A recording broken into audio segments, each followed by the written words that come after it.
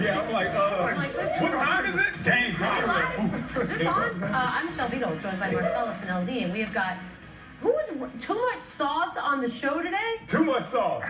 I'll see you, mama. Lit. Oh my God. We're going to Houston this weekend. Well, that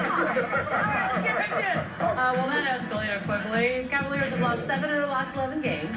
LeBron's been playing ridiculous minutes, and now he's all up in arms about the team's roster. So last week, Charles Barkley criticized him for whining, and then it got really interesting. So here's a little more from Barkley. LeBron James' comments were blank. Inappropriate, whiny, all the above. The Cleveland Cavaliers, they have given him everything he wanted. They have the highest payroll in NBA history. He wanted J.R. Smith last summer. They paid him. He wanted Shumpert last summer. They bought in Kyle Korver. He's the best player in the world. Pisses me off that a guy that great don't want to compete. Well, LeBron responded. I'm not going to let him disrespect my legacy like that. Okay. I'm not the one who threw somebody through a window. Ooh. I never spit on a kid. I never had unpaid debt in Las Vegas. I never said I'm not a role model. I never showed up to All-Star Weekend on Sunday because I was in Vegas all weekend partying. Turned out for what? All I've done for my entire career is represent the NBA the right way. 14 years, never got in trouble. Respected the game. Print that. Wow! Okay. That's not passive-aggressive at all, is it?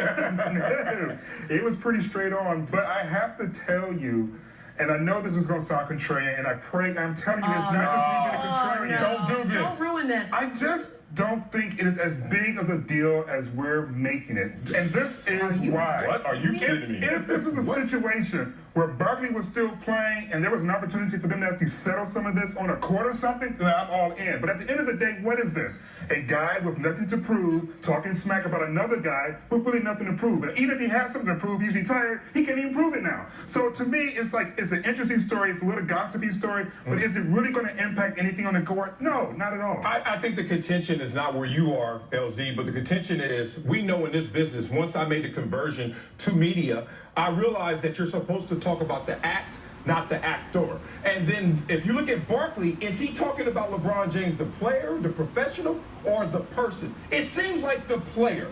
But then when you saw the response from LeBron, he said, forget the old player that used to be. I'm going to talk about you, the person, as well as the player. And I think that is new ground in this argument, because now you're seeing the clash of the titans between not only player versus ex-player, but media versus current player. That's a whole different horizon. Yeah, I can't believe you're not biting on this. I was really kind of, even on radio this morning, I was kind of like, whatever. Oh, let me give you some ammo. Because it was just really just a list of things. But it's who it's coming from. This is a guy who I have ripped for being passive-aggressive. I applaud the fact that this is the first time he has, that was a laundry list of things that Charles Barkley had done in his career that aren't flattering and aren't great highlight moments, and LeBron was like, I'm going to throw that out. I'm done. But he should be fair. But for anyone who's followed the league, nothing that LeBron said was breaking news. We all already knew all of that. I guarantee you there's some kids out there going, wait, now, you threw what through a window? What I said, follow the league.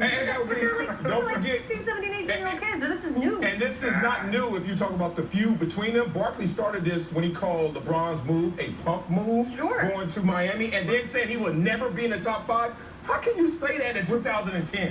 How can you say that? Barkley did what Isaiah Thomas did, what Larry Bird did, what Matt Johnson did, which is hate on a young player and rewrite their own history. Don't come to my party. Barkley has a history of the way. When you invite LZ to a party, he just poo-poops at the door. I get hyped over real stuff. I'm going to need you to not come to my Super Bowl party. Yeah. I thought it was good, and they can both. You got to be invited to the party. Moving on, DeAndre.